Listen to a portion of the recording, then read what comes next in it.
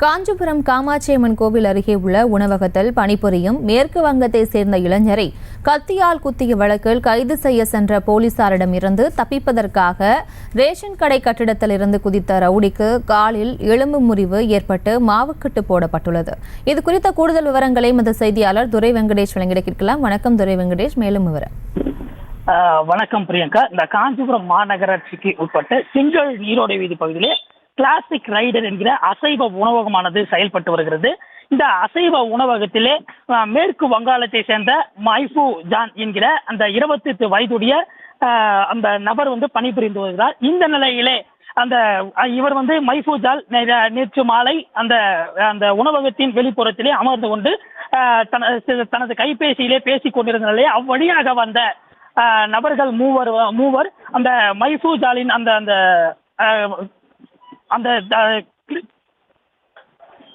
தரையை துடைப்பதற்காக பயன்படுத்தக்கூடிய அந்த ஸ்டிக்கை தள்ளியிருக்கிறார்கள். இந்த நிலையிலே அது மைஃபூஜால் மேல பட்டதுனால தொடர்ந்து மைஃபூஜாலுக்கிடையே இவருக்கும் அவருக்கும் வாக்குவாதமானது ஏற்பட்டிருக்கிறது. இதன் காரணமாக அங்கு அந்த உணவகத்தின் வெளியே வைக்கப்பட்டிருந்த அந்த கத்தியினை எடுத்து அந்த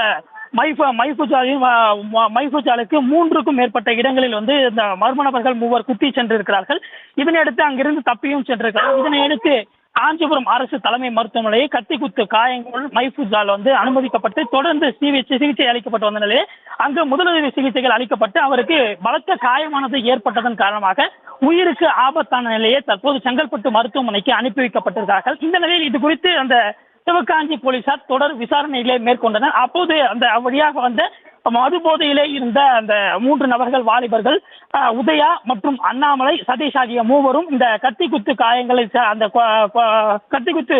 காயங்கள் ஏற்பட்டதற்கு காரணமானவர்கள் என தெரிய வந்தது. இதனை அடுத்து ராயங்குட்டை பள்ளத்திற்கு அருகே அவர்கள் பதுங்கியிருப்பதாக போலீசாருக்கு வந்த தகவலை எடுத்து அங்கு சென்ற போது ரேஷன் கடை மாடியிலிருந்து அவர்கள் போலீசாரிடம் தப்பிக்கொள்வதற்காக அங்கிருந்து குதித்து முற்பட்டிருக்கிறார்கள். அப்போது அவர்களுக்கு உதயா ஏற்கனவே பல்வேறு வழக்குகளில் 4க்கும் மேற்பட்ட வழக்குகளில் குற்ற வழக்குகளில் தொடர்புடைய உதயா என்பவனுக்கு கால் முறிவும், அதே போன்று அண்ணாமலை, சதீஷ் ஆகிய இருவருக்கு ஏற்கனவே சதீஷுக்கு காயங்களானது ஏற்பட்டிருக்கிறது.